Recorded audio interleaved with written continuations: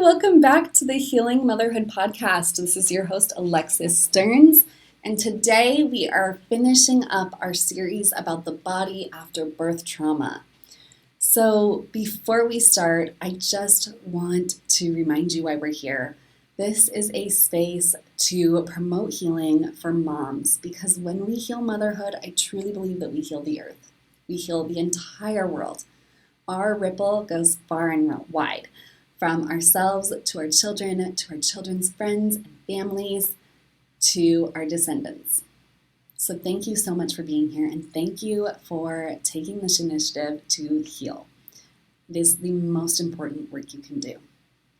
So I want to start us off with just a little note about how appearance impacts your life. So at 12 months postpartum, mothers and fathers both frequently report a sexuality impact from the mother's body image, concerns, and desired discrepancy. So that statement doesn't take into effect anything about birth trauma or physical healing or surgical impacts, right? So when we think about the way that the body image, the appearance of our body after this, if just a regular postpartum mom with no trauma brain, with no complications necessarily, is having this impact on their sex life, imagine what it is for those of us with trauma brain, right? When there is a lot of physical trauma that needs to be healed, okay? So just imagine that impact. And then when we think about the physical pain of just the body, right? My cesarean scar didn't feel okay for 3 years after having birth. And I was doing scar massage. I had the silicone sheet, things like that. But it didn't, my husband grazed that while we were trying to be intimate. Immediate shutdown. It was a trigger point, right?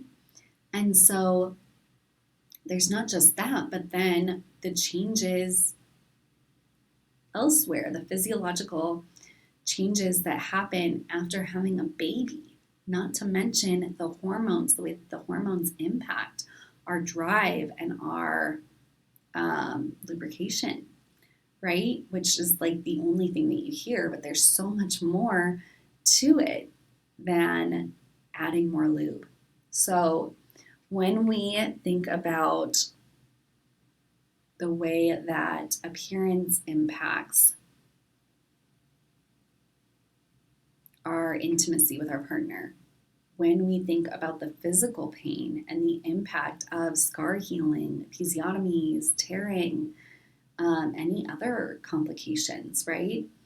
And then we add into that the emotional triggers and pain, right? We talked a lot of this week about that feeling of my body failed me. So what if my body is, not going to be welcome or receptive to this interaction? Is a big emotional thing. The other thing to take into account is feeling safe in our body. If we have disconnected and dissociated and we can't feel safe with our own body, how can we feel safe with our partner and their body? So all of these things play a factor in our connection and our relationship with our body, with our partner, with intimacy, with pleasure. So I think it's really important to start to address that. So you can hop on the wait list to be the first to start really practicing getting back in touch with your body, but also finding those feelings of safety, right? Creating safety back in your body so that you can create safety with your partner as well. Thank you so much for being here. I hope that this week has been healing for you as it has been for me. And I will see you next week on the Healing Motherhood Podcast. Bye.